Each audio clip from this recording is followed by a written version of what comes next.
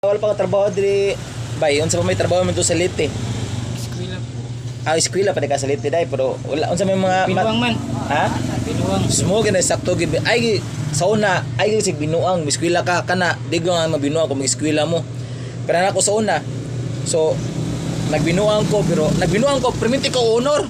Lima ka pag kindergarten, grade 1, grade 2, grade 3, grade 5, grade 6, perminti ko honor, first honor, second honor, third honor. Sige ko kanda sa most pangkwal, most babiers, di ba? Sus, nya, nabo ko'y ribbon. Di sa panghampog na ko ha. So, ribbon ako, tagtulo na ako ribbon. Sa, muna, mo ko sa mga classmates sa una. Nya, magsige ko kada sa top. Sus, ako lang yung mga nagod nga, ma'am. Irisan lang, ma'am. Akong pagkatapang ako yatag sa akong classmate. Ako yatag nila kay, so kay, sana kay, ako may unang karaan taon nila gud ya.